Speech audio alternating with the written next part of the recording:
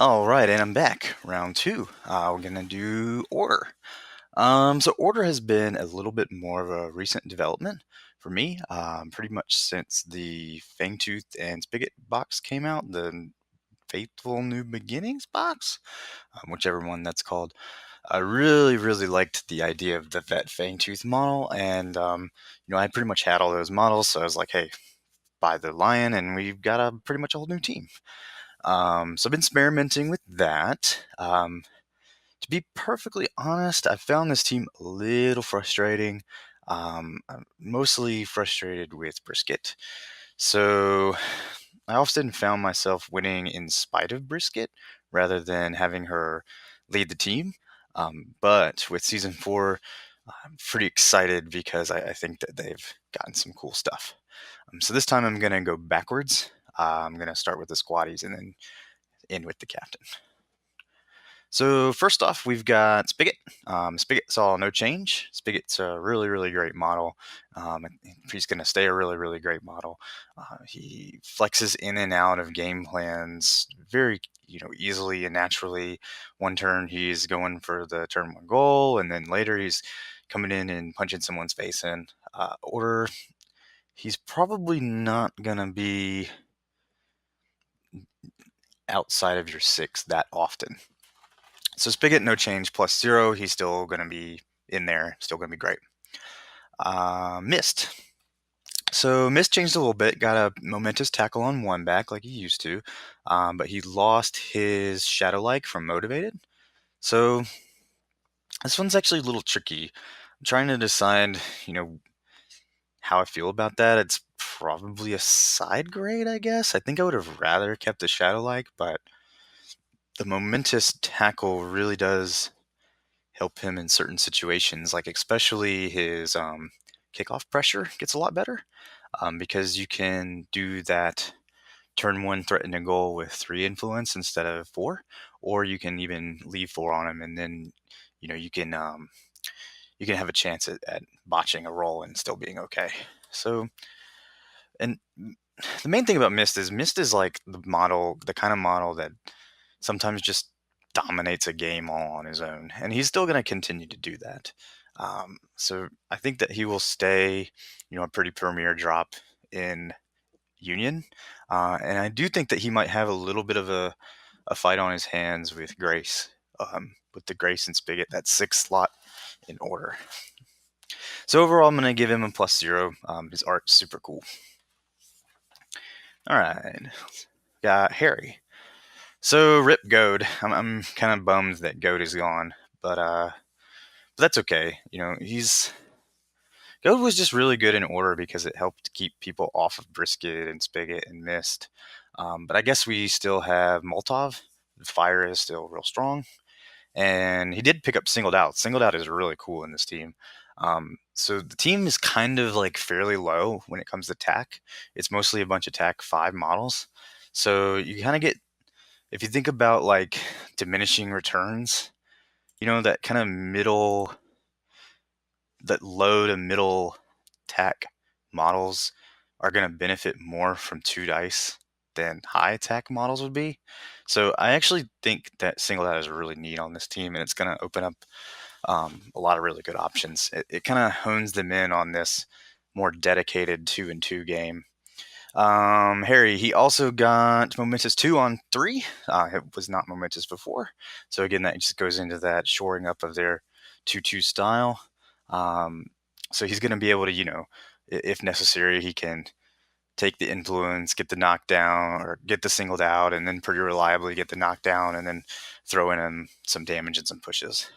So I think for me, Harry has been and probably will continue to be my choice over Benediction. They kind of both fight for that kind of slot. But I probably should give him at least a +1 because he did also pick up a kick die, which is good for the team too. And let's see here. What else did he get? 2 damage Momentous on 3. We already talked about that, yeah. But yeah, Harry will probably still be one of my go-to models for the team. I should really give him a +1, but I'm not because I'm sad about Goad, so +0. Then we got Grace. So Grace picked up some really solid upgrades. Healing Light got a point of healing, which is really good. 3 AoE heal is actually kind of a big deal against teams that like to scrum, like to throw damage around. Like immediately comes to minus gutter, right? You offset one of those AoEs. She got +1 armor, which is also really great. So now she's got the kind of the standard 4-1 stat line. And she also picked up a double dodge on 2. So double dodge is like a super, super good result. I'm not so sure for her because she's still going to be TAC 4, how reliable that's going to be. But at least she's got kind of a degree of a counterattack now. It's not momentous though. So one thing that is kind of interesting on her is they swapped the momentum from it was on the tackle dodge and now it's on the 2 damage. I thought that was a little odd, but again, it kind of goes back to what I was saying with Harry, where they're kind of really more of a dedicated 2-2 team now. And she does have max 5 inf, which I guess is technically kind of not a change, but she can throw 5 swings on a model in a turn, which I think, especially with the singled out and the ability that Pride has, you could it makes me wonder if you could use Grace as some kind of unexpected burst damage.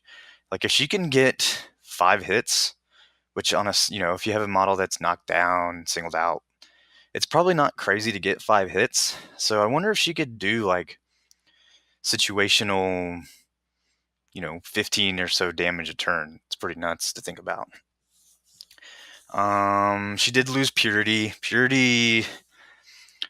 Rip Purity for the sake of the game. That was, I think, kind of a not so hot thing to be in the game. So I'm glad that it's not there.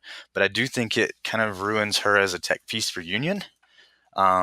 In Order, at first I thought she's not going to make it. She's not going to make it. That 6 is too set. But now that I think about it, like she might can come in for Spigot and Mist. One of them. Like if you don't, it's pretty hard to replace both Spigot and Mist. But like you could do Spigot and Grace, and I think that might be all right. Um, let's see. Overall, I'm going to give her a +1, maybe a +2. I think she's pretty cool now. So next up, we got Dat Boy Fangtooth. Everything is the same on Fangtooth. There's nothing really changing here. Fangtooth is really the heart and soul of this team. He's going to continue to be that. The reason that you say you want to play Order is because you like Fangtooth pretty much. He's boss, and he's going to continue to be a boss. It's actually kind of funny. At one point, the artist had the 3 damage and the tackle swapped on his playbook, and I was super devastated for a period of about 30 minutes. And then I found out that it was just an error and got fixed, so I was glad to see that. Fang2 +0, still the same model. He, again, is the heart and soul of the Order. Benediction. So I just have a hard time fielding Benediction on this team because he kind of is in the same space as Harry, and I feel like Harry is just especially good in Order, particularly when you receive the ball because of the hat. So, like Ben, maybe there's a game where you kick off and want Ben, but I'm still not 100% convinced, and he's definitely not gonna take Vet Fang to slot. Ben, though, I mean, he's still gonna be Ben for Rage, so he's always gonna have a spot with Rage. So +0, he saw no changes. Then we come to mascot Pride. So Pride is like a really weird mascot, right? It seems like he's going to be such a good mascot, and then he just kind of doesn't do all that much in the game. He keeps his rush keeper, but his double push went up a column. I don't think it's going to be that big a deal. But maybe I just need to try some new strategies with the Lion and not tie him so much to the goal. Maybe he'd be a little better just out in the fray. Especially with the new ability, Feral Instincts. I think that's really interesting. So if you think about it, you've kind of got this team where you can take a striker model like Spigot or Grace or especially Spigot, but even Grace and Brisket, and you can put Feral Instinct on them, and then if you're hitting a knockdown target with singled out, you're doing a lot of damage, especially Spigot, right? So he's going from a 5, and he's +2 for the singled out, and then +2 for the floor. So he's throwing 9. That's and then armor piercing as well. So that's pretty nuts to think about. Pride is pretty interesting now. I think that's a really cool ability to put on him.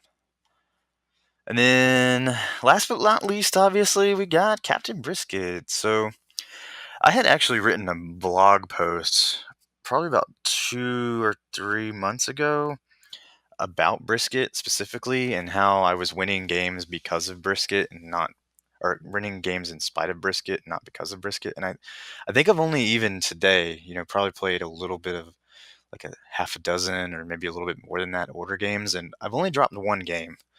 But it's always been because like Fangtooth is incredible and Mist is incredible. It's never really been about Brisket.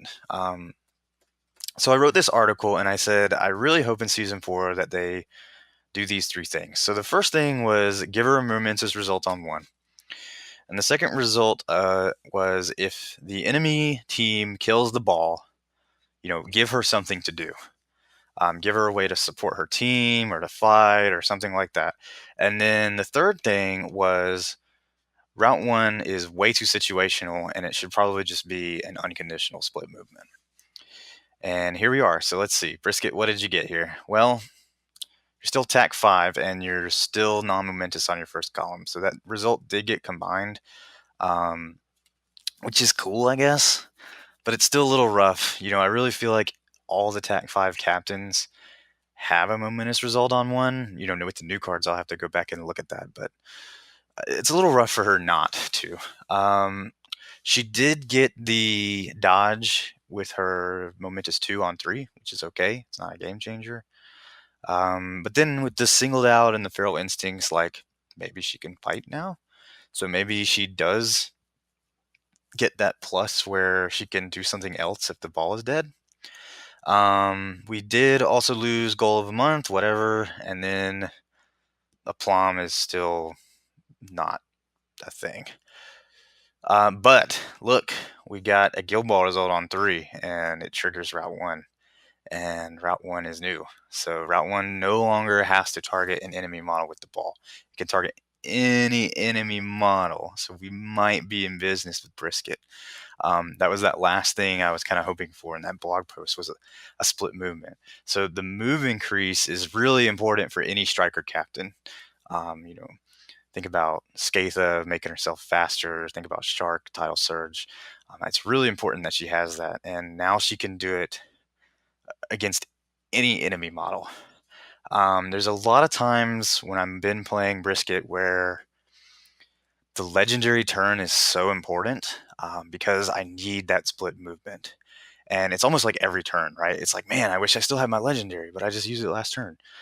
So now Route 1, I think, will replace that a little bit. And it's going to be real good now.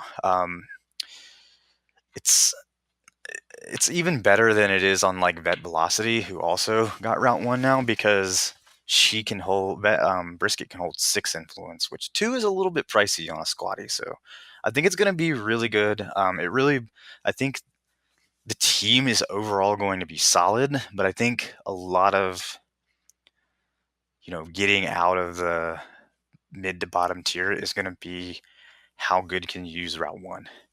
And I think it's up to the challenge. I think the team is definitely up to the challenge. They've got their 2-2 game has definitely been souped up as well, and we'll just have to see how it goes. I think Brisket is still a little bit below the curve as far as captains go. I don't think she's quite up to like where Shark is, where Skaith is, where Midas is. But her squatties are probably above the bell curve, so it kind of balances out. And I think that Order will almost certainly be, a very flexible team to watch for in season 4.